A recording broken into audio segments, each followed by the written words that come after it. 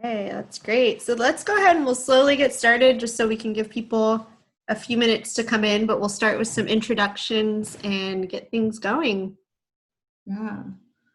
A reminder to make sure that your volume's turned up and to please make sure you're on mute. You should already probably be on mute. But this webinar will also be recorded and posted. So turn off your video if uh, you feel more comfortable with that, and we'll get started. So thanks all for joining us today for the new student orientation for global health. We're really excited that you'll all be joining us in the fall. Hop over. My name's Erin. I am the undergraduate advisor for global health for the BA and the BS. I've been with UCSD for a little bit over a year now, and I love global health students. It's one of the coolest programs to be a part of because we're doing so much different types of work in different fields, and our students are always doing really brilliant things. I am Brittany Wright. I'm also a global health program advisor, but I specialize in our master's in global health program. But sometimes you'll hear from me as well. I've been with the global health major since it began in 2014, and I've watched it grow from being the first bachelor's program in the UC system and only a handful in the nation. And now we have a BS degree and our master's degree. So we continue to grow and kind of expand our web of what we're covering in global health and what we're offering for our students. So it's been awesome to be a part of. So today we're going to go through an online orientation that's going to help prepare you and give you a little bit of foundation for what you're about to encompass on this upcoming year. So today we're going to go over what is global health, your global health major requirements, your pre-med and pre-health requirements, some study abroad options, some tips for success, and then we'll end with a Q&A session. So if you have any questions throughout and want to type them in, you can do that in the chat or wait to the end. We're going to try and answer as many questions today as possible. Okay, so to get started, understanding global health. So most of you may have an overview of what you think global health is, and global health is many things. It's a very diverse and interdisciplinary field, so it's always hard to sum up in one sentence if someone were to ask you what's global health. But the Lancet definition is global health is an area of study, research, and practice that places a priority on improving health and achieving equity and health for all people worldwide. So we look at the globe as one world and we don't look at borders. We know that diseases, as we've seen currently with the COVID epidemic, they can cross borders. And global health emphasizes transnational health issues, determinants, and solutions. It involves many disciplines within and beyond the health sciences and promotes interdisciplinary collaboration. It's a synthesis of population-based prevention with individual level healthcare. So that's quite a mouthful. On the next slide, we'll kind of see a few of the topics that global health encompasses. So when you're studying global health, you're going to gain an in-depth understanding of factors related to illness, health, and healing from an interdisciplinary perspective. So it's taking into account culture and diversity and how regional interests can play and have an impact on health outcomes. So some of the topics that you're going to learn about in your courses, and this is a very small list compared to the broad topics that you'll learn about, but so healthcare, health education, how environmental health affects health, infectious disease, reproductive health, mental health, health inequities. So the outcome of how health is affected by natural disasters or political violence, and indigenous healing practices. So some of these you'll learn about in your core courses, but some will also be in your elective courses. So you'll get to kind of pick and choose which topics you're going to really focus in on. Awesome. So now we're going to get into the major requirements for both the BA and the BS and a little bit more about our advising here with global health and also the greater campus. So we wanted to highlight the differences between a college advisor versus a major advisor. You might have already been contacted by your college, whether it be Rebel, Warren, Eleanor Roosevelt, Muir. We wanted to highlight sort of the differences between the two. So the college advisors, they're mainly discussing, general education requirements such as the DEI, requirements specific to each individual college, petitioning course for general education requirements, as well as university policies, such as, overall units that you need to graduate. If you're facing academic difficulty at all in your time at UCSD, they discuss kind of the policies around that. So they're more of generalists, whereas we, as a major advisor, we talk about everything related to global health. So major requirements, petitioning courses, the global health field experience, which we'll talk a lot more about, research, if you're thinking about declaring a double major or a minor, we definitely help with planning around that too. So that's a little bit between the differences between the two. We wanted to go over how to contact us for advising. So there's a few different ways. We always recommend first messaging us in the VAC. It's already somewhat available now, but the full VAC will be available once you begin enrolling in courses. So for quick questions, most of the time it just, general quick questions just involve a VAC message that we are able to respond to at our earliest convenience, or advising appointments. So one thing to know is we won't have walk-in hours in person during fall 2020. We usually do Tuesdays through Thursdays in the morning. However, to be safe, especially as the global health program, we are only doing remote appointments via phone or Zoom, and these can be made by contacting GHP Advising at ucsd.edu. Keep in mind, we are experiencing an influx of appointments right now.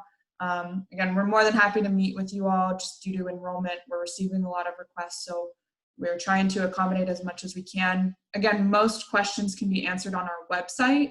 We have extensive information on there. We also recommend that you follow us on all of our social media channels. We're very active on Facebook, Instagram, and our blog, which we'll link in an email after this webinar. So that's a little bit more about advising and ways you can get information from us. And now we can kind of go into the different major requirements for global health. So again, we have a BA and a BS. The BA has fewer courses, though you're taking more upper division coursework, whereas the BS encompasses pre-med and pre-health requirements. So that was the main reason for developing the BS, because we saw a lot of interest in students wanting to go towards pre-med, pre-health careers. So by being in the BS, that doesn't mean that you have to be pre-med and pre-health. We just wanted to accommodate for the students that are. All courses for global health need to be taken for a letter grade of C- or better. And all students are required to complete field experience, which again, we're going to talk more about, but we recommend that you complete it by the end of fall of your graduating quarter, so that you're eligible if you're interested in our honors thesis seminar, which again, we will talk about. So first we have the global health BA major requirements, starting with our lower division core. Each major has lower division core courses that you need to take in preparation for upper division. So you'll take one lower division intro course, one lower division sociology course, and one statistics course. And so each of the options that you can use for these requirements, the course descriptions are found online on our website. So you can read a bit more about each and kind of determine which one you want to take based on what's available and where your interests are. Then for the BA, we have the bulk of our requirements, which is the upper division core. So we have 4 courses that all students in global health take, which is Global Health 148, Global Health and Cultural Diversity, Global Health 181, Essentials of Global Health, Management 173, which is offered through the Rady School of Management, and a policy analysis course. Again, we have course options on our website for those, as well as electives. So the BA students will take a few more upper division electives than the BS. You'll be taking 3 biological science courses, 3 medical social science courses, 1 medical humanities course, 1 global processes course, 1 upper division significant writing course, and 1 additional upper division elective. So this can be a choice between either the biological science, medical social science, or medical humanities. So anyone in there, and again, we have the course listings on our website. Last but not least is the mandatory global health field experience, which we will get to. Next is the BS. So again, a few more lower division core courses, but that's to kind of encompass the general courses that are needed for pre-med, pre-health requirements. So you'll take 2 intro courses, 1 year of biology, so that's build 1 through 3, 1 year of chemistry, so Chem 6A through Chem 7L, and 1 year of math. So that can be either the 10 series, Math 10A and 10B, or Math 20A and 20B, and 1 statistics course is required in addition to calculus. And again, course descriptions can be found online. And then last but not least for the BS are the upper division requirements. So again, the same 4 courses, you're taking 148, 181, Management 173, and a policy analysis course, and some elective requirements as well. So 3 biological science courses. All of these need to be upper division. 4 medical social science courses, so 1 more than the BA, but you'll notice that after that, the only other requirement you have is a medical humanities course. So a little bit different from the BA. So if you're in the boat where you're sort of thinking about the types of courses you're taking and still unsure whether or not you're pursuing the BA and the BS, definitely look at the differences. But again, both require the mandatory global health field experience requirement.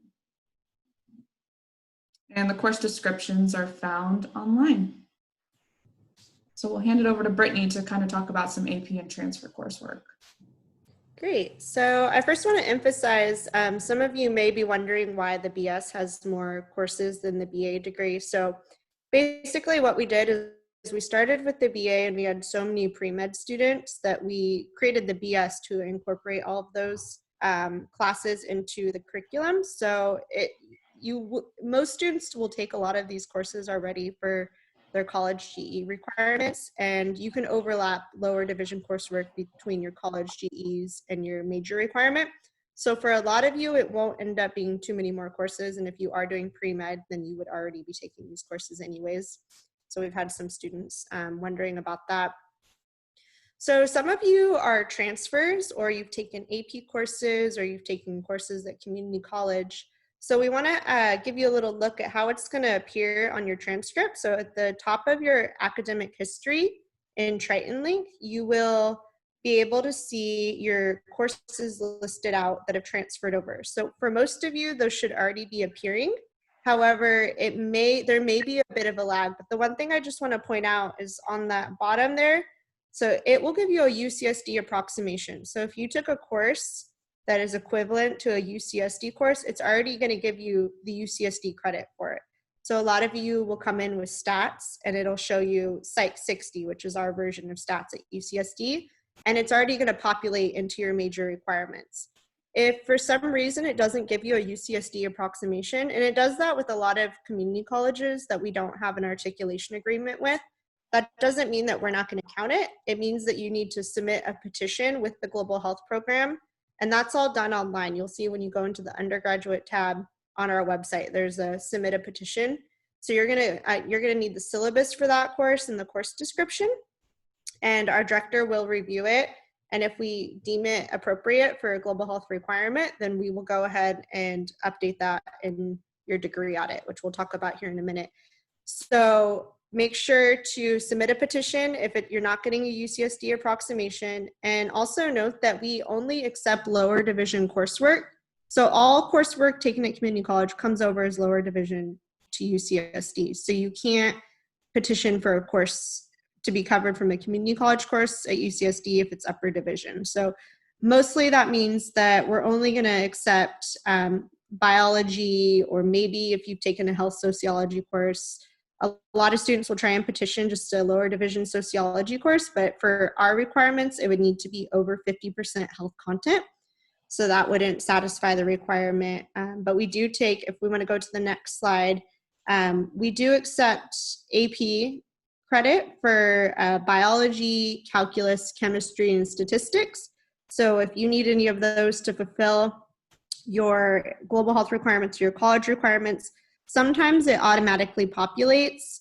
However, if it doesn't, then you could submit a petition. But also note that we only accept AP credit if you received certain scores. So for bio, you would have had to receive a 4 or 5. For calculus, if you got a 3, it's only going to fulfill one of the calculus requirements and so on. So keep that in mind. So we're going to move on and we're going to talk a little bit about our honors thesis program. So this is open to all of our students and you can apply during your junior year and you would participate during your senior year. So it's a 2-quarter thesis capstone. So you would take one of the courses in winter quarter and one in spring. We don't offer a series in fall, so it's only in winter and spring. So basically, this would be great for anyone who's planning to go to graduate school or who's looking to go to med school, anything like that. They really will, it'll look great to have an honors thesis program on your transcript. And in addition, you're going to write a thesis, which is going to be able to be used in portfolios and to kind of display your expertise. And then additionally, at the end of the academic year, we host a research symposium and you will display your research through a poster. So in the first quarter, it's very guided in the sense that you're going to be guided through bibliographies and outlines and drafts and getting feedback from your instructor and from other students in the class. So you'll start off in fall quarter and you're basically going to pick a topic in global health that's important to you. A lot of students will use their field experience as motivation for what they're going to write about in their research paper. So also note, a research paper doesn't mean that you've done your own research and you've gotten an IRB and you have study participants. Some students will have been involved in studies with faculty. However, this research paper is more of a literature review of a topic in global health, and then you can build in your own field experience from that. And on the next slide, so the eligibility is that you must be a global health major in the BA or the BS, and you must be graduating during the following academic year. So you would apply it your junior year, and then you would participate in your senior year. So you have to be graduating the year that you take this. You must have a 3.5 overall GPA. However, for students who are close or maybe a 3.3 or not, we do recommend that you still apply if you feel that you're a strong candidate and have a good field experience. Sometimes we do, expand the pool of students if we have really passionate students. And then you must have completed Global Health 148 and Global Health 181. Those are 2 of our core courses with a B or better. And you must have your field experience completed by the beginning of the capstone experience. So the next thing we're going to talk about is independent research. So some of you may come in contact with faculty or find an opportunity where you can participate in research, and you could do this for course credit. So what you would do is you would come into agreement with a faculty member that you're going to do this independent research course with them. And we have an online process for submitting your course request. So you can do up to 2 of these for course credit and apply them towards electives, and they must be taken for a letter grade. So a 198 or a 199 would anticipate that you're spending about 10 hours a week doing research or readings, and you would be basically submitting a 10 to 15 page paper at the conclusion of this independent research course. So you can work with our global health affiliated faculty. You might even hear of opportunities when you're in some of your core courses, or if there's a topic you really want to know more about, you can reach out to a faculty who's working in that area and they can help guide you through writing a 10 to 15 page research paper. So there's a couple different ways. You can talk to us more once you find an opportunity. And we also send out things in our global health newsletter and on Facebook and whatnot that would kind of provide some of these opportunities. So there's a couple ways you can, as I said, find these opportunities. So our newsletter, our social media, contacting faculty, and then there's also some internship portals basically on campus that you can use, the Real Portal, Handshake, and Intern Link. So you guys will have access to these links. We'll send out the PowerPoint, and they're also on the Global Health website. Awesome. So we wanted to talk a little bit about double majoring and minoring. It's very common for us to see students that are interested in more than one major, mainly because global health is super interdisciplinary, so it combines a lot of other interests anyway. For students that may be interested in a double major down the line, we wanted to make you aware of some of the requirements and just what you need to do to kind of mentally prepare and make sure you have everything to kind of plan ahead for. The main requirements for all students are that you need to have a minimum 2.5 GPA and be also at junior standing. So junior standing is considered more than 90 units, but less than 135 units because you need 180 units to graduate. So that is what junior standing is considered. And we ask that you complete as many lower division requirements for both majors as possible. The reason being is because you can overlap lower division requirements between both majors. The overlaps for upper division courses, such as Global Health 148, 181, courses like that are a bit more restricted. So we have a double major petition that you fill out with both major advisors. So for example, say you wanted to do a double major with sociology and global health, you'd meet with sociology first if that was your first major, and then meet with us if you were wanting to declare the global health major down the line, or vice versa. And you'll also attach a brief statement of purpose to your petition. Each advisor signs off on it, and then you'll eventually submit the petition to your college. There's a bunch of information on Triton Link, as far as how to declare a double major and everything else you should be aware of as you're planning. But again, we're more than welcome to help you start that process or help you fill out the petition if you know that you're ready to declare. Again, it's very common for global health students, if they have time in their schedule, to double major. Some examples, we see a lot of students overlapping with biology. Again, we have a lot of lower division requirements that are very similar between the two. Psychology, anthropology, sociology, history, and public health. So it's pretty common that students end up being able to overlap 2 upper division courses and all lower division courses of their coursework. The reason being is each major needs to have 10 unique upper division courses, and then anything after that you can overlap. So it usually works out that it's around 2 courses, upper division, so any course that's 100 and greater that you're able to overlap. So again, it's very doable. It just requires planning and kind of thinking about what your priorities are at UCSD. Then we have adding a minor. So minors are also very common. Minors are 7 courses. Usually 5 of them are upper division. So students can, very similar to a double major, they can overlap all lower division courses and up to 2 upper division courses. So similarly, we see a lot of global health students minor in anthropology, general biology, urban studies and planning, psychology, and business. So oftentimes we'll see, with the 2 overlaps, and maybe if you're able to overlap a lower division, it's only really, 4 or 5 unique courses that you need to take in order to obtain a minor. So if you're maybe thinking that a double major isn't as feasible, a minor may be, because it at times can only be an extra quarter's worth of work if you're thinking about it in terms of the number of courses. Again, we're happy to help you plan for that. And you can declare the minor straight through Triton Link. If you declare it before you hit 150 units, it doesn't require college approval. So the sooner you want to declare minor, the easier the process is and less approvals that it needs. So that's a tip that I have for you there. Another important thing is just tracking in general the coursework that you have already completed and maybe transferring some AP units or transfer courses in, as well as the courses that that you still need to complete.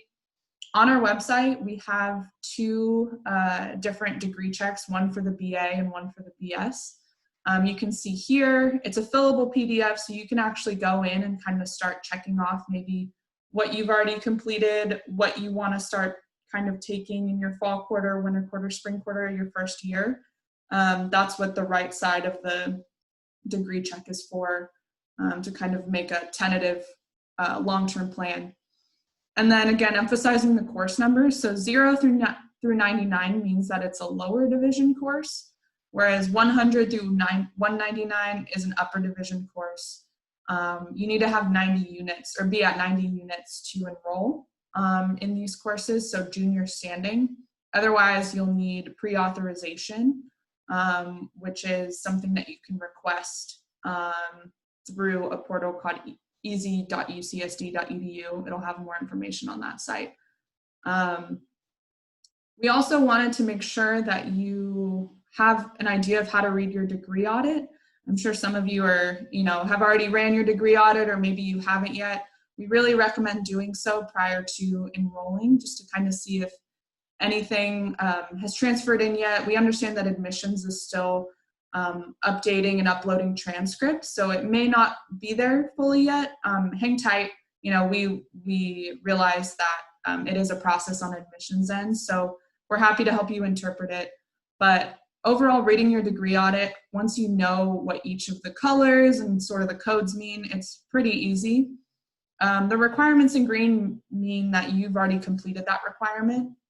So some of you maybe have transferred in statistics or biology or math, like calculus. So you'll see that reflected with the green check mark. Requirements in red mean that that's a missing requirement. So you haven't fulfilled that yet and you still need to complete it. Requirements in blue mean work in progress. So that means that you're currently enrolled in the class, but you haven't received a grade for it, or it's not complete yet. So you'll see that denoted here. And one thing to know is that for the field experience, it will not show as complete until you've submitted a verification letter to us. We'll go over what that means in a little bit. But you'll need to submit that to us in order for us to actually have it reflected on your degree audit. So one tip is that we recommend checking this regularly just to make sure that it's up to date and that the courses are plugged in all correctly, and notifying us if you see any discrepancies on the degree audit. And the last thing is the first section of your degree audit will be where your major requirements are. Typically, the section after that is for your college requirements. As far as selecting courses go, I'm sure that's most of the questions that you all have getting ready to enroll next week. So we have a courses page on our website, and we have the upcoming tentative course offerings, not only just for GLBH listed courses, so global health, but also other department offerings that count as global health requirements. So courses in anthropology or biology. We have the tentative course offerings listed for both the BA, the major BA, major BS, and the minor listed. So definitely go and check that out. It's helpful, and definitely cross-check it with the schedule of classes. It's a tentative. It is a tentative list because departments are consistently updating. So yeah, it's a very helpful resource to kind of plan ahead knowing that it's tentative. And we wanted to also go through a few sample plans. Again, this is all available on our website. So we have sample plans for both the BA and the BS. This is a 4-year plan. We won't get too much into the details of it now, but we wanted to give some tips. So remember to complete all of your global health courses, core courses early on, especially if you're interested in the honors thesis. You want to get those done so that you can be eligible. And also have a few elective choices and some backups ready when you're registering, because they change from quarter to quarter. We have a variety of electives that count for biological science, medical, social science. So definitely have a few backups, because it may be the case that the course isn't offered that quarter, or it fills up really fast because it's popular. So that's our advice there. And then we also have a transfer sample plan. So again, this is just for global health requirements. Definitely check in with your college to make sure that you're also incorporating their requirements as well. And one other thing that we wanted to emphasize is, some of you may be asking, how many courses should I be enrolling into during my first quarter? We typically see students enrolling in about 3 courses just to ease into the quarter system. So that's a personal preference, but it does help because some of you maybe are coming from a semester school, a community college at the semester system, or maybe you're coming from high school and wanting to just adjust in general to college. So that's what we sort of recommend, but again, it's based on what you're comfortable with. And one other resource is the admissions office if you're having issues with your transfer coursework.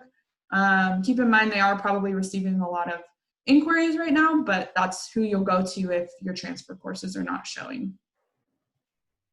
Great. So if you want to go back to that slide real quick. So I just want to make a few notes. So a lot of freshmen come in very eager, and especially in the BA, there are very few lower division courses that you can take as an incoming freshman student.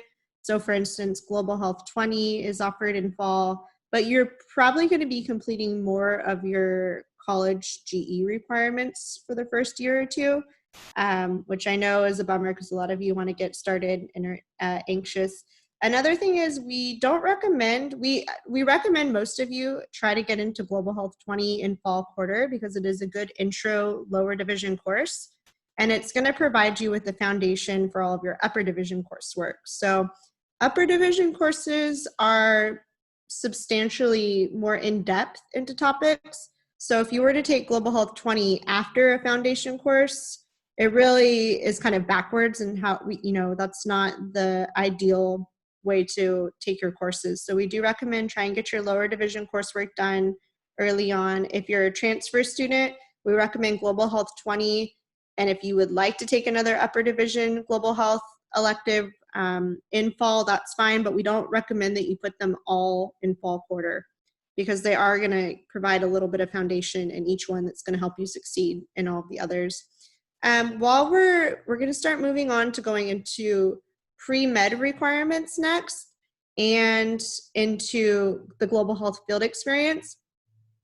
And then we're going to, if you guys have any questions about enrollment and the requirements, we're going to open it up then because I know this is a lot of information. So I'm going to go through this pre-med, and then if you have any questions, we'll give you a few minutes to ask any of those. So a lot of students come in and they say, I'm pre-med. So what does this mean? So pre-med is not a major. It doesn't mean, oh, you're biology. It's not any specific major.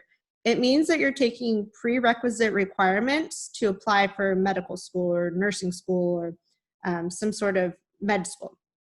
So you will need to complete all of your prerequisite requirements to apply for medical school. So that's why this is pre-med, but there's nothing on your transcript.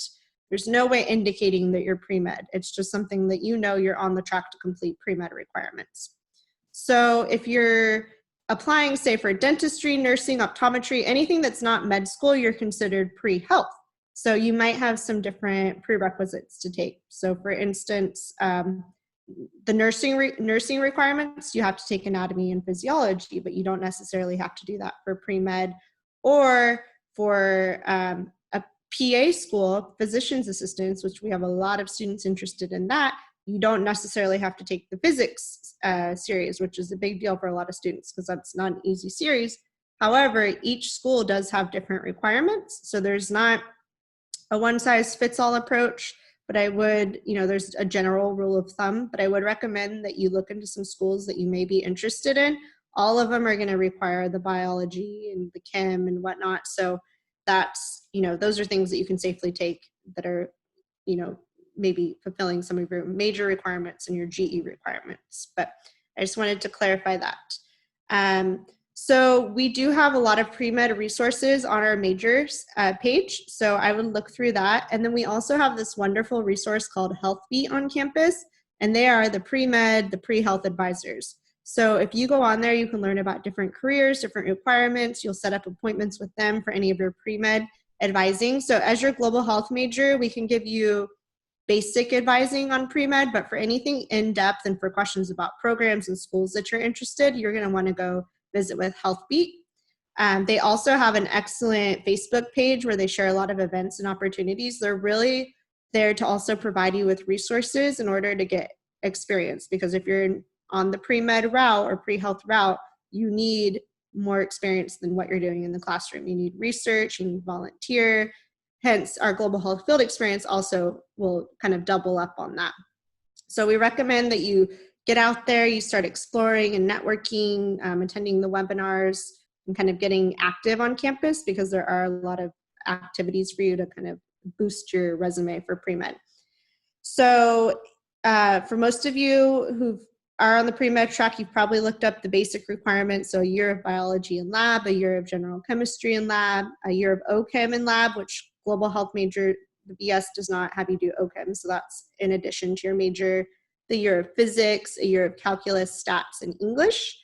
And then you'll also want to have additional health-related electives, but your global health electives look great for pre-med. So they blend the medical social sciences and humanities and the biology. So that looks really great on your resume. So you're in a great pre-med major if that's your the way you want to go. Okay, so we're going to transition here into the global health field experience. But before we do, I want to open it up. Does anybody have any questions about enrollment, about classes, the requirements, anything like that? You can go ahead and turn your video on and come off mute, or you can type it into the group chat. So we'll give you just a second to see if anyone does.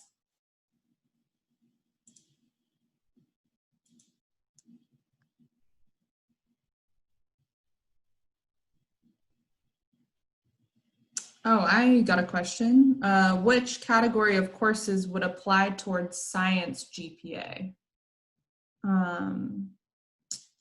So those will basically be the pre-med type of courses, the biology upper division courses, and it really depends on certain schools. Sometimes like some of the anthrobiology courses can feed into that, but it is pretty, there's not really a rule of thumb on that.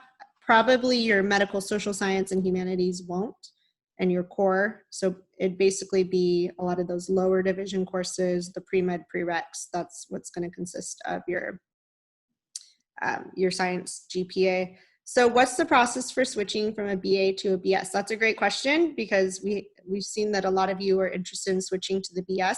So once your enrollment time begins for fall quarter, when you're going to start enrolling in courses, which you can find that information on your Triton Link account, that's when you're able to go in, and there's a tool in there under academics that says major and minor tool.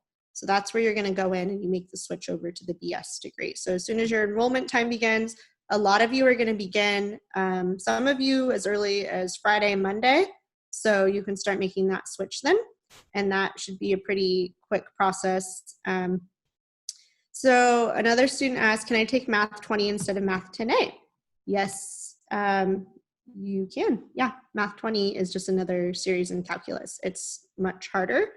And it's a lot of engineering students will take the Math 20 series. But if you already have a little calculus background and that's your strong suit, yes, you can absolutely take that. The next question was, I've already submitted the petition form. How long will it take to process? If you've submitted with us, we receive it in the advising office and then we forward it to our director. And so we ask up to a week and a half, 2 weeks, I would say 10 business days, but usually it's quicker. So if it's any longer than that, feel free to message us in the back. But we usually have it within 10 days, I would say. If we don't have to do build 1 through 3 because of AP credit, what do we take instead of for pre-med and the BS? So since you took the AP course, that means you've already checked the boxes for those 3 courses. So you can start knocking off some of your other pre-med requirements, the calculus series if you haven't taken that, stats, any of the other lower division requirements. So there's nothing you need to take instead. You just need to keep trucking along on your major and GE requirements, and you potentially can graduate early or take on a minor, a double major. So I wouldn't worry too much for freshmen worrying about double majors and minors right now. Just kind of get situated and take some courses to see what interests you and then make that decision. How many courses can transfer over to my requirements? What would I have to would I have to petition all of the courses to apply? So UCSD will allow you to transfer 105 quarter units or 70 semester units over. And for the global health major, we will accept any transfer coursework for all of our lower division requirements if you have those met. So potentially you could knock out, a year and a half of your global health major requirements if you have the bio, the chem, stats, maybe some of those lower division. We recommend, regardless if you have some lower division coursework, that you would still take the Global Health 20 Intro to Global Health course, because that's very specific to the major. However, all the pre-med prereqs could potentially be handled with your transfer coursework. And so a lot of those are probably going to automatically show up on your degree audit. So you can look at your academic history, see if there's a UCSD approximation next to the course. And if there is, then you would go into your degree audit and you could see if those courses are automatically populating. If they're not, then you would need to petition them. You could also look on assist.org to see which courses are articulating. So I would wait a couple weeks if you know that you have a lot, because as Erin said, we still have the registrar, or the admissions office is still articulating a lot of those. So, but yeah, so reach out to us if you want us to look over your academic history to kind of see what's going on with that, but it should automatically be populating for a lot of you. So I think the next one was, how many major courses can overlap with GE courses? So a pretty common one that I would recommend is the DEI. It is the Diversity, Equality, and Inclusion requirement. That's a university requirement, and we do have some courses that you can look up on our website that not only satisfy a major course for global health, but also satisfy that requirement, so that's a good overlap. You'll need to check in with your college for most of them, because each college has different rules and restrictions based on what can overlap and what can't. So I would recommend checking in on their end if they will allow that sort of overlap. So all lower division coursework can overlap, and then the restrictions are usually on the upper division requirements. So for instance, if you have a double major, you can overlap 2 upper division courses. Some colleges allow the overlaps, but for instance, ERC has an upper division writing course, and they don't allow it to overlap with your major. So you'll have to look directly into that. So Sarah is asking how to get a video appointment with an advisor. So if you contact us at GHP Advising, so on the first slide, we have the details. You'll want to include your name, your PID, and the reason for the appointment, and 3 appointment times. So we do want you to look through the resources we have online before reaching out for scheduling your classes, but we are happy to meet with you. So you would just reach out there. So what are the intro courses we can take for the BS in fall as a freshman? So basically Global Health 20 would be one. So that's going to be offered every quarter. If you can't get in for fall, it will be offered winter, spring, and so on, and sometimes even in summer. So don't worry about that. You could do your stats course. You could do one of the lower division sociology courses if they're offered. So you want to look on the courses page on the Global Health website. We'll be sending out some resources after this orientation, so that should be helpful too. But there's, like I said, as a freshman, you are pretty limited on how many courses you could be taking towards your major. So I really would also focus just on completing your GE requirements. For clarification, is it recommended to take Global Health 20 for fall quarter as a freshman because it's a good foundation class? As a freshman, yeah, I mean, it is lower division. You do have time to complete your, college requirements as well. But if you want to get, sort of a head start and kind of experience global health, we definitely recommend that, because as Brittany was saying, Global Health 20 is a really good foundation for Global Health 148 and 181, which are the core courses. So, if there is availability, you're welcome to, but again, you don't, as a freshman, since you have 12 quarters to complete your courses, so it's 4 years, you do have time, but it is lower division, so you're welcome to take it. Okay, so we're getting a lot of questions about planning for courses and for how to make an appointment and what's transferring over. So again, just reach out at ghpadvising.ucsd.edu for an appointment. We could also help you if you just have some questions. Write us in the back and we can, give you feedback. If you want to show us what your tentative schedule is looking like. So Erin, do you mind really quick on screen share going to the degree check so that we can kind of show students opening up that PDF? Yeah, off of the PowerPoint. So for Casey, so if you want to take FMPH 40 instead of Global Health 20, would you petition before taking the class or after? So since FMPH 40 is already a pre-approved course, basically if we have it listed on our website with the little asterisk and say by petition, that means it's going to be accepted. There's no maybe. That means we will accept it. It's just not going to automatically populate on your degree audit.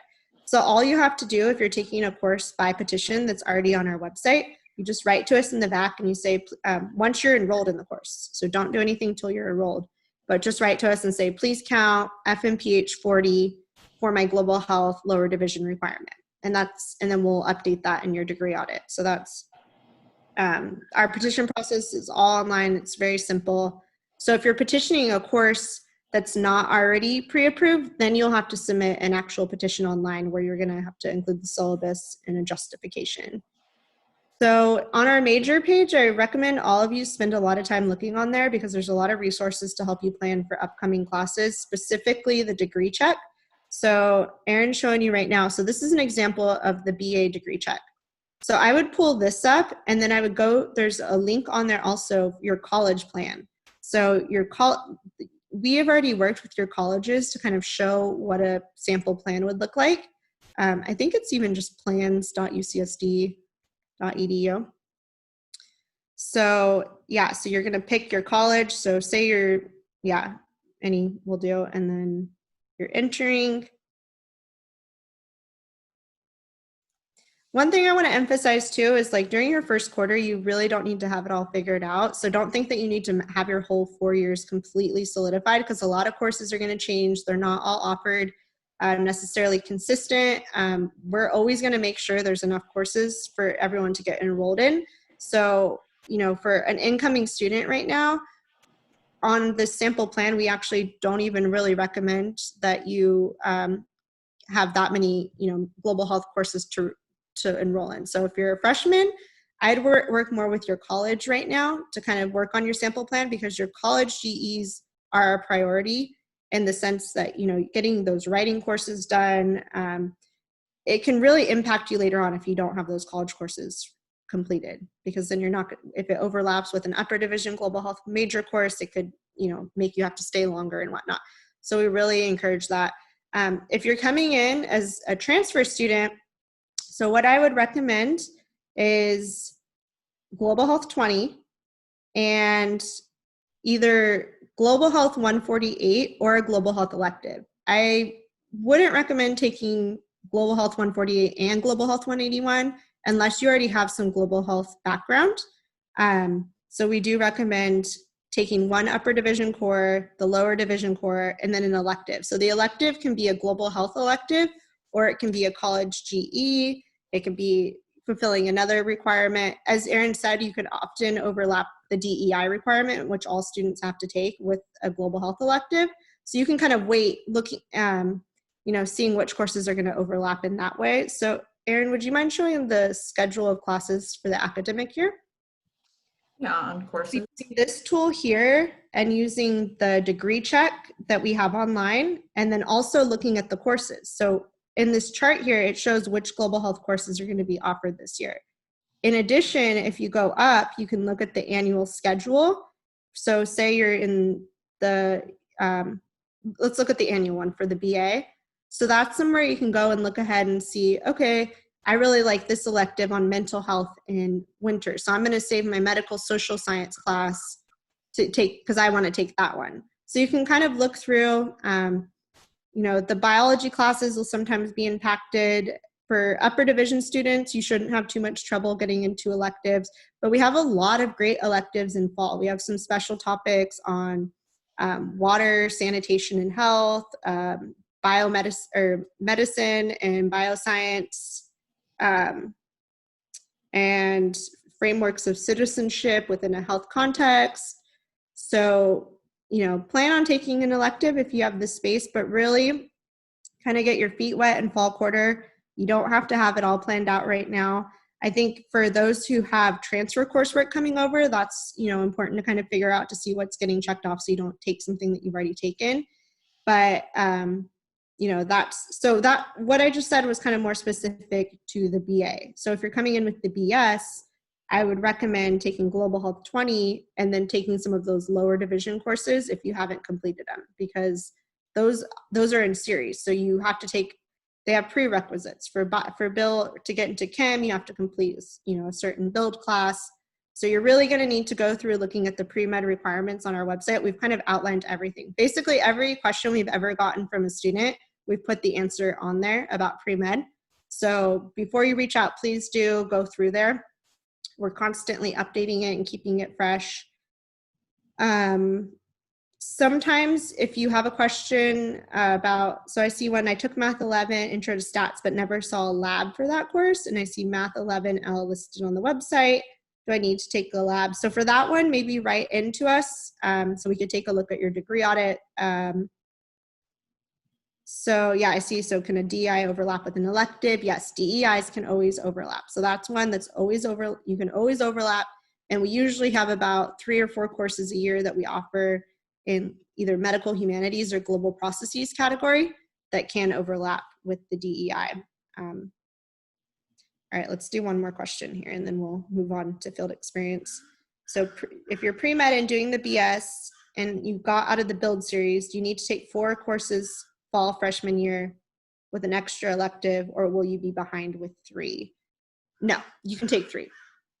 Kind of look at the sample plan, cross out everything that you've already completed on there, and then you can kind of shift everything over. So look at the sample plan online and then use our online PDF document. You could actually fill stuff in and kind of start listing, like move everything over and see how it lays out. So some of you may be surprised, you may finish courses a lot sooner than you think. So, and we did that because we want to give students the opportunity to potentially add a minor or get, fill up their schedule doing research or other things like that to advance their opportunities for postgraduate school.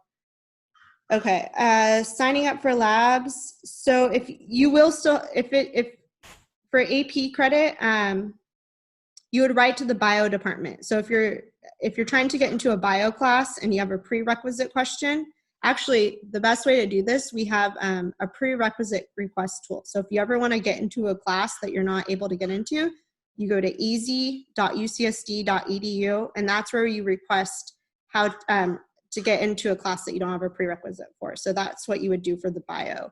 So we also have that information on the website, but if you need that information, just write into us and we'll give you that link. Okay, so that was a lot of questions. So I'm glad we kind of stopped there for a second to check in with you guys. And thanks for paying attention. So the Global Health Field Experience, I think this is probably the most exciting part of the degree program and what kind of makes us stand out from everyone else, because this is where you're going to get some real hands-on experience in the field, which this is going to boost your, application for anything that you're doing after UCSD. It's going to look like you have job experience, which a lot of students, when they graduate college, their resume is kind of not that impressive. This kind of gives you something to add on there. So I want you to be thinking about how you can make this really useful for your future career. It's not just something you want to check off. And so this is where you're really going to become knowledgeable firsthand about an issue in global health. So the way that you can fulfill this, you could do an internship, a research opportunity, you can volunteer. This could be study abroad. So it's really open-ended because we want it to be focused on what you're passionate about and what's going to help you in your next step. So if you're going to med school, you already have to complete usually 1,000 hours at a hospital or in a lab or something of that sort. So this can also double dip for your global health field experience. So it's 100 hours, but you can do more than that. We just care about once you've completed the 100 hours. It needs to be 5 weeks minimum. So if you're doing research in a lab, it needs to be longer than 5 weeks. However, if you're doing a study abroad program, it can be up to 3. It can be a minimum of 3 weeks. It can be domestic or international. So one thing we say with global health is the US is part of the globe. So we live in a very diverse community. San Diego itself is a very diverse melting pot. We have a lot of refugees in South San Diego. We have the border situation. So this is a great place to do field experience. If your desire is to go international, we also support that. So this can be credit or non-credit bearing. It must be pre-approved. So we have a list of pre-approved experiences, and we send out a ton of opportunities to you guys in the newsletter and on Facebook. So stay tuned there. We have some safety training materials online that we want you to look at before you get involved in field experience. And you can also find your own field experience. So if you find something, you have a connection. So say you're home for the summer and you know a doctor and you want to work with them, that's fine. You just have to submit a pre-approval application. So quick facts, to be a part of the honors thesis program, if you're interested in that, you must complete your fieldwork by fall of your senior year. And we highly recommend all students complete it by fall of senior year. We saw kind of the repercussions of students who waited last minute this year with the COVID-19 situation. A lot of students weren't able to complete their fieldwork, and they kind of missed out on a lot of opportunities that could have helped them in their future. We figured out ways to accommodate them, but like I said, this has more impact than just what you're doing to complete your degree requirements. And so you can complete it by the end of the quarter you want to graduate. However, like I said, things happen. Your field experience can get canceled, whatnot, so we don't recommend you wait that long. We don't recommend you do it during freshman or sophomore year unless you're going to do multiple things, because you might, the more classes you're going to take, you might have a better lens on what interest you have in global health. So while you can do it in freshman, sophomore year, we recommend that you're going to do more than just one experience at that point to kind of keep it fresh and continue to build on the foundation of your courses. So it's optional for minors, and you can participate in up to 3 different experiences to complete your 100 hours. And it must be at least 500 weeks, or for international, it can be up to 3 weeks. Awesome. So again, kind of echoing what Brittany was saying, with everything happening with the coronavirus right now, we want to be mindful of that. The field experience is still very much a requirement for the global health BA and BS majors, but we will accept virtual or remote opportunities during this time. We just ask that you submit a pre-approval request, which will show you what that looks like. It is located under the Field Experience tab of the Global Health website to have your opportunity considered, just because some of the things that are being sent out may or may not meet the scope of the field experience requirements. We want to make sure that you're getting the best experience possible and it meets our requirement. So we have some suggestions where to find remote field experience. One is our Field Experience Facebook page. Again, we'll link that in an email after this, but we're constantly posting opportunities that are being sent to us or that we've vetted. So please follow us there. HealthBeat's website and their Facebook page. So they have a resource on their site for remote experience. Again, send us a pre-approval request still if you find something on their site. Also, there's a lot of different offices on campus. The Center for Community Engagement website and Facebook also has a lot of information and some resources for virtual volunteering, as well as Health Frontiers in Tijuana. We're going to talk about this a little bit, and Brittany's going to share more. Health Frontiers in Tijuana is an experience specifically for global health students where they're shadowing a clinic on the border. It's going to be remote until further notice, but they're currently accepting their cohort for fall 20 right now. So again, we'll talk about that in a little bit. And last but not least, our newsletter and news blast. We'll be sending out a summer one, but we usually send a newsletter once per month and a news blast once every week. So definitely keep an eye out for those in your inbox. So completing your global health field experience, a few steps, again, definitely research some of the opportunities that we have on our pre-approved list. We have them organized by campus orgs, UCSD Health and Scripps Health departments, UCSD research departments, as well as organizations in the greater San Diego community and, the US. So definitely look there. We also have a tab for ways that you can satisfy the studying abroad or international opportunities. If you don't see something that fits your needs, again, there's a pre-approval request form. We'll show you what that looks like. Our director reviews these. and will pre-approve them, so you know going into it that it will satisfy field experience. You'll contact the organization to see if there's opportunities to volunteer or for an internship or for research. Make sure to log your hours. We really want you to review our health and safety information page. We'll go over that in a minute, but that's very crucial before you start volunteering, especially within a health context.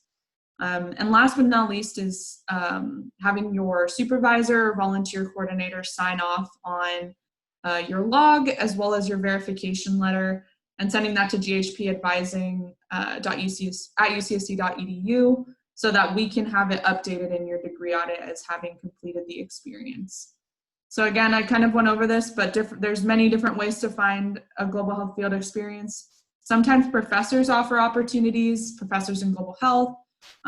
Please read your global health emails. We send them out, basically giving you ideas and giving you opportunities. So definitely check your emails, network, talk to your global health representatives, join organizations on campus like Students for Global Health. There's a bunch of different ways. And again, this is where I kind of alluded to, but our global health pre-approval request form. So you'll actually go through and give us the details of an organization that you find that isn't on our pre-approved list. Also, if you find a virtual opportunity. So you'll submit this, we send it to our director, he approves it or denies it, and we let you know via the virtual advising center or the VAC. So the most important thing is that it's, it meets what we list on the field experience page of our website, and that it is a global health opportunity. So definitely be sure to review and kind of compare what you're finding to what we have as a pre-approved opportunity. Again, global health is super interdisciplinary, so we want you to find opportunities that we haven't found if they're relevant. So here's a page of what the field experience log looks like. So you'll log the time of the activity, what activity you were doing, a description of your duties and your role, and then you'll log the amount of hours. And on the last page, you'll actually have a section for your supervisor to write a blurb about your duties and actually sign off. And this is what gets sent to GHP advising when you're ready. So again, safety is key.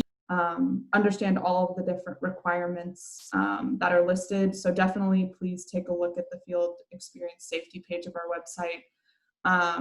We want you to understand the risk management involved, especially going abroad, keeping in mind things like professionalism, ethics, and the different cultures you might be working with. And definitely complete the health and safety training prior to beginning your field experience. I don't know if you have anything to say about this part, Brittany. No, I think that's, it's really important that everyone just looks over those details on the website and knows your boundaries. So nobody's out there giving surgery or delivering babies. Not okay, even though they may allow you to in some field experiences in other countries. Please do not. You're not a trained professional. So, okay, so I'm going to talk a little bit now about some of the different opportunities that we've mentioned for your field experience. So, volunteer, whatnot, but there are some UCSD affiliated programs that you can apply for. So let's go to the next page here. And so the first one is very popular with students interested in pre-med or in any healthcare capacity. And this is called the HFIT program. So Health Frontiers in Tijuana. The applications are currently open for this. So it's until September 1st. So you can find that on the HFIT website. Just Google it and click on undergraduate. So it's a quarterly internship, and you're actually, typically you would go work there's a UCSD affiliated clinic on just right over the other side of the Tijuana border. So right now, because of COVID, they're doing basically Zoom consultations with patients and learning, so virtual learning. So it's adapted for COVID, but will eventually go back to the original model where you will be going on site with UCSD faculty and students from a grad program from Baja California. So you can participate, and it's 4 course credit. So it's GLBH 111. So if you are accepted to the program, you can enroll, and you can take the course for credit up to 2 times and apply it toward your medical social science electives. And it looks absolutely amazing on your resume to have this experience. So as we said, details will be in the newsletter that's going to come out soon, but you could also go onto HFIT, Google HFIT UCSD right now and start applying for that. Another program that we have, it's a UCSD Blum Cross-Border Initiative. The call goes out for this in spring, and it's a summer paid internship. You get a $3,000 stipend, and you work over 8 weeks conducting field research, and you would address, basically it's partially on campus and partially in the field, so it varies at different facilities each year, and depending on what topic. They have teams. So some students will address social equity, some will address medical attention at the border. So there's different pods you can get involved at. So keep a lookout for that opportunity. And we have the Life Course Scholar Program. So that's another one you can receive course credit. And you look at factors related to aging, and you get involved in the community and go visit different senior homes in different communities and see health equities. And you get to kind of explore your own research interests as well. And you'll be writing you'll have a final project for that as well. So that's one way you can get course credit, complete field experience, and get, relationships with faculties and whatnot. So, keep a lookout. More of these programs continue to be added, but there's also other opportunities, such as Flying Sam's is a student org, and they run a clinic in Ensenada, and they go as a group weekly down to the clinic. Alternative Breaks is something, there's a call for that in spring quarter, and it's service learning trips, and they're usually a couple weeks long, and the locations vary. I think they've done Thailand, they've done Costa Rica. We also have other programs that they're not necessarily study abroad. They have an academic curriculum, but you don't receive course credit. One of my favorites is CFHI. It's Child and Family Health International, and they have over 30 programs in 10 different countries. And you go and you do a homestay in that country, and you work in health clinics. So on the picture on the bottom right here, this is one of our alumni who went, and this was in Ecuador, and she worked in the maternity ward and did a program on reproductive health.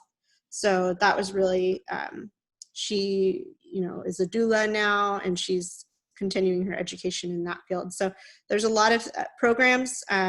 We really encourage looking into these, or if, sometimes the CFHI programs are a little bit more affordable than a full study abroad program, but you won't get the course credit. So that's just kind of another option for you, just depending on your budget and how you're going to be able to, how much time you have. So these programs are a lot shorter often than some study abroad. So it's just another option. So Erin's going to tell you a little more about study abroad now. Yeah, so as global health students, you can imagine that it's very popular amongst our students to study abroad. That being said, we understand right now is a pretty unique time for fall study abroad programs through the UC system and UCSD are not running. And again, we're unsure about the rest of the year. One thing I want to emphasize is just staying in, if it is something that you want to do down the road, or you are interested in studying abroad, definitely get the information that you need from the study abroad advisors. They have a really awesome team, and they know global health super well because our students go abroad super often. So again, they're encouraged, and a lot of them can fulfill coursework towards global health major, minor, or the field experience requirement. So if you can plan it right, you can knock out some courses and also potentially get either partial or the full field experience requirement. We recommend, if you are wanting to go abroad, to start the planning at least a year ahead of time. That involves talking with the study abroad office, chatting with us as the advising staff to see what courses may or may not count. And then making sure you know what you need to do before you go and what you need to do when you come back. And so as far as courses go, we ask that you petition the courses if they aren't already listed on our website. We have pre-approved courses that we've listed from different programs on our study abroad tab. And you can petition the courses or submit the information about the courses when you return so that we can plug it into your degree audit. One thing I want to emphasize is the amount of courses that you can take abroad. So the maximum is 6 courses for the global health major that you can take abroad and transfer in as major requirements specifically for global health. And if you're minoring, then it's 2 for the global health minor is the maximum. So these are upper division courses. Check in with your college if you're interested in taking college requirements abroad, but that's kind of our maximum for global health. So there's 3 different types of experiences that are offered through study abroad, and we see our students going on. There's education program abroad, abbreviated to EAP. You'll often hear it referred to as UC EAP. Those are UC in-house programs across the whole UC system. So those are, those are pretty popular. There's a variety of locations that you can go to. Next is OAP. So these are affiliated programs of UCSD, but not they're not in-house. So these are other organizations or other programs. Some that come to mind are SIT, AIFS. So these are other organizations or other programs that are common with our students, but they aren't run directly through UCSD. But Study Abroad does provide information about them. And then there's global seminars. So we'll talk about those on the next slide a little bit more in depth. The one thing I want to emphasize is that EAP programs and global seminars, those, if you take courses abroad, those will actually transfer into your UC GPA because these are UC programs, whereas OAP is not directly UC affiliated, so those will come over as transfer credit. So as you're kind of determining where you want to go, kind of think about the courses you're taking and how you want it to be reflected in your degree audit and your GPA, because some will come over as actual grade points and some will just come over as transfer credit, so you'll get credit towards the requirement in units. You still need to take the course for a letter grade of a C- or passing or better. So global seminars, this is quite popular with our students. These are 5-week summer sessions abroad, and they're with UCSD faculty. So you go with all students from UCSD to a variety of places. You take 2 courses, so 8 units total, 4 units each. The class is no more than 28 students class size, so students often go with a pretty tight cohort, so they really like that. Because not only do you go abroad and you learn abroad, but you come back with people that you know that are on campus with you. You can complete graduation requirements for your college or major, and as I said, you get a lot of one-on-one interaction with faculty that lead the trip. Some of them are specifically health-centered, so definitely look at those and see maybe what we've accepted in the past as far as global seminars, if it's something that interests you down the line for a future summer, because these only run during the summer.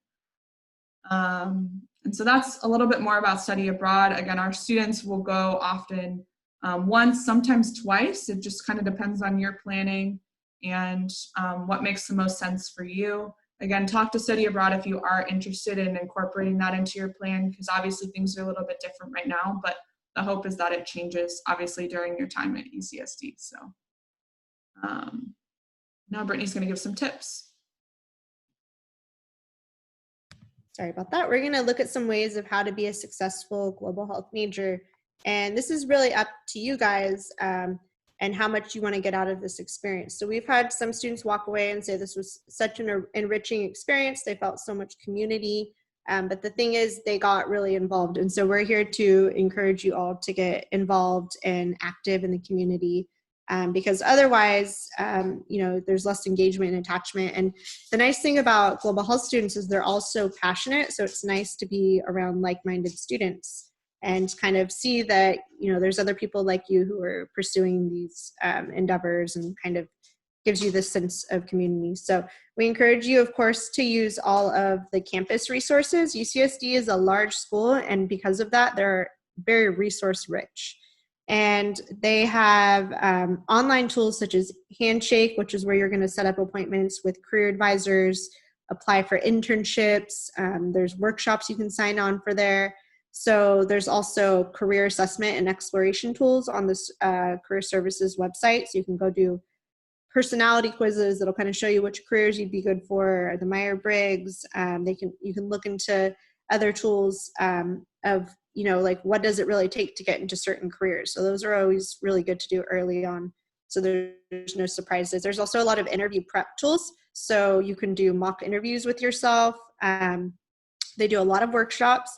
A lot of ways that you'll find out about workshops are social media. So for those of you on social media, that's going to be a really good resource. That's actually how we find out about a lot of activities on campus that we share with you.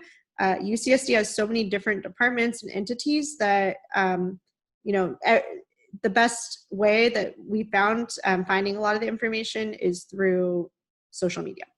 And then Health Beat is awesome. So they do talks and workshops with students on applying for med school, on the application process, on students in med school, career workshops. So that's really helpful as well. So take advantage of those. And then be active in your major. So we have our quarterly conversations in global health. It's a conference each quarter. We're going to talk a little bit more about that. We have the Horizons of Global Health Research Symposium in spring. We have a guest speaker come in and talk about relevant topics in global health. We have food. We have the research component where you go and look at everyone's poster and you just get to be around global health students and kind of mingle. We sometimes will have a field experience expo where you can come meet with some of and this is more so part of quarterly conversations now, is that at the beginning there's this expo where you can go around to tables and talk to different student orgs or community organizations who may have field experience opportunities for you to get involved in. And what we try to do is each topic for quarterly conversations is different and it's chosen by the students. And we try to bring in organizations who are doing work within that field so that you can go find out, oh, I'm so passionate about women's health. So, it might be Planned Parenthood there, it might be a student organization, or it might be a community health center or something like that. So we try and kind of mix all of that together. We do a lot of related global health events, but also other departments and career services do things on campus related to global health. So for fall, things are going to be a little bit different. Everything's going to be virtual, so it might be a little easier for your schedules to attend things, so take advantage of that. We also, between us and the career services, do career panels, we have speakers, we do awareness campaigns. And as we said, make sure to check your email, Facebook, read your newsletters that come out. They're full of so much information. I know it kind of seems like a lot, but we've done the work for you guys. We've weeded through everything. We've put it out there for you, and students have found paid jobs, paid internships, all sorts of things through our newsletter. So please take advantage of that. And we encourage you to really join or get involved in any student org. So Global Health has their own student org, which is really cool to be with like-minded students and get involved in causes they care about. So they've done everything. They help with the quarterly conversations. They've done campaigns on sexual assault awareness, the AIDS campaign. They've done photo booths on campus. So just things to draw attention to global health issues. And they also do fun stuff. They do social stuff. So it's just nice to be part of a community. And then definitely follow us on social media. I know I mentioned this in the beginning, but this is where we're constantly posting more and more information about study abroad, field experience, just opportunities for you to connect with students on campus and alumni. So definitely utilize our Instagram page, our Facebook page, our blog, where we have a bunch of resources specifically for new students. It's all there and we're consistently updating it. So be sure to follow us. Also on our blog, we have posts on past field experiences from either alumni or current students. So it's great to kind of see their insight and what they did to get a feel for what the field experience requirement is about. And then kind of as Brittany was alluding to, form relationships with your, fellow global health students and also your student advisory committee. We often refer to these students as the global health reps. They have a lot of insight to, professors in global health and, professors that teach requirements, not specifically in the global health department, but that meet global health requirements. So they're there to kind of give you insight about the student experience. And we have events like bagels and office hours. Last year we did cookies and office hours. This year they're going to be doing some remote office hours just to kind of provide advice on schedules and, you know, getting involved in global health and getting involved on campus. So we're always trying to keep our students in mind and create more bonds between the student body for global health. So definitely attend those events. And then probably most important is to take care of yourself. You know, remember why you decided to join global health and decided to come to UCSD. I know there's a lot going on right now, but you know, you're here for a reason and we want you to be successful. So you don't need to have it all figured out yet. I know there might be a lot of, you know, kind of questions that come about, or just, you know, confusion as far as, you know, what the best thing is to take in your first quarter. And you don't need to have it all figured out yet. If you figure that you can take it step by step and plan it quarter by quarter, obviously with the idea of looking ahead, but definitely emphasizing that you don't need to have it figured out yet. Setting attainable goals for yourself. Again, this quarter is going to be pretty unique. So kind of know what your capacity is and what you want to get out of your college experience.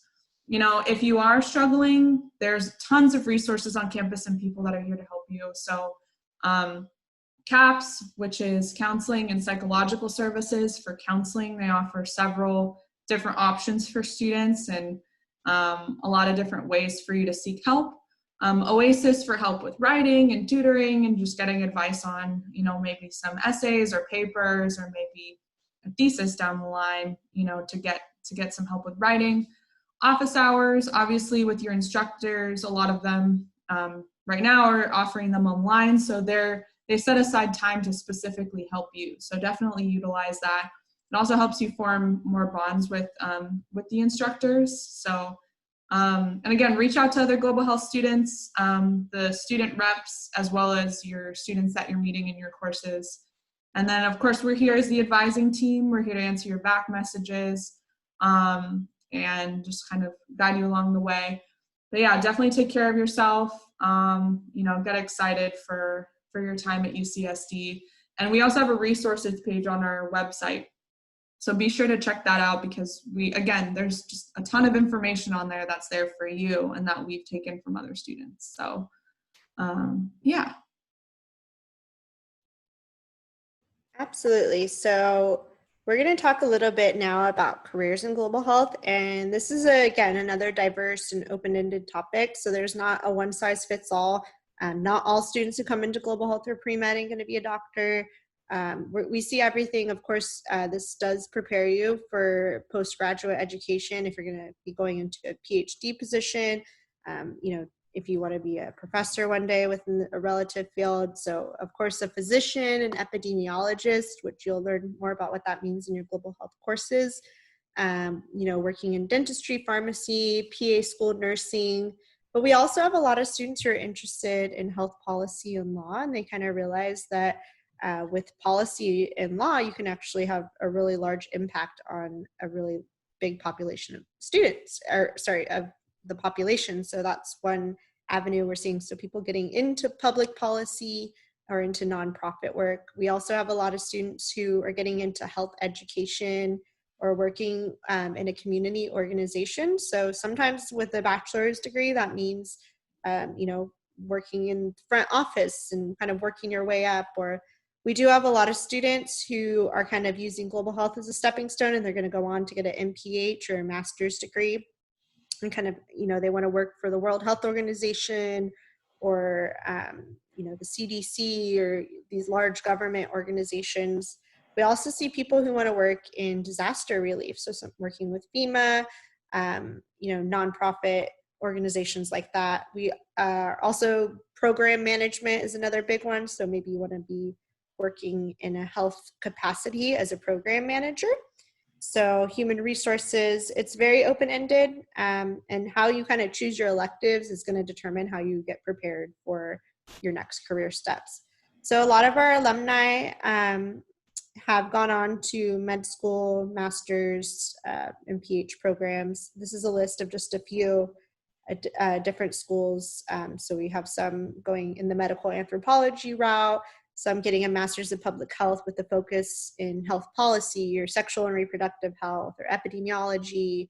A lot of students getting into PA schools, and UC San Francisco has a really good Master of Science in Global Health program. We also have students going to Peace Corps, Teach for America. So let's go to the next slide and we'll talk about another option for some of our students. We've begun the Masters of Arts in Global Health degree. It's a one-year program at UC San Diego, and during your senior year, you can apply towards this program. So for those interested, I recommend doing well in global health courses, specifically getting to know some of the global health faculty so they can write you letters of recommendation. And we really do like to see students who've done really meaningful field experience. So those are kind of the profile of what we're looking for.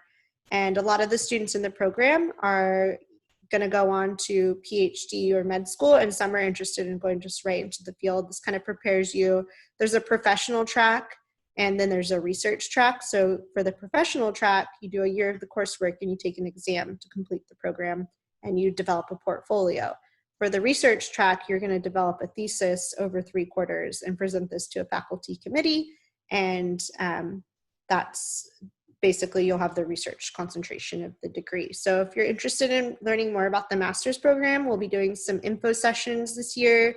And then I also want to introduce on the next slide, so an alumni guest today. So Rachel's in a unique position. She was a UC San Diego Global Health major undergraduate. She just graduated in the first cohort of the MA in Global Health program, and she's now working with us as the anthropology advisor, and you might even see her responding to a lot of global health.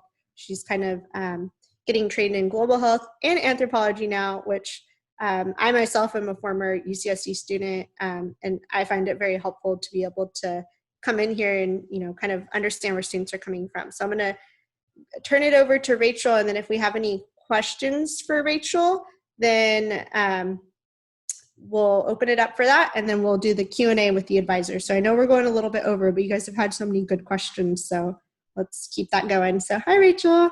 Hi. Hi, everyone. Welcome to UCSD. Congratulations. So I just want to give you a little bit about me and why, you know, the Master's in Global Health was a great stepping stone into my life. And like, it was unexpected since, you know, Brittany said I was part of the first cohort, and I greatly appreciated my time in global health. I was a study abroad student as well.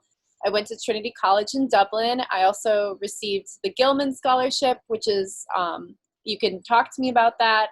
There's a lot of scholarship and aid for UCAP programs.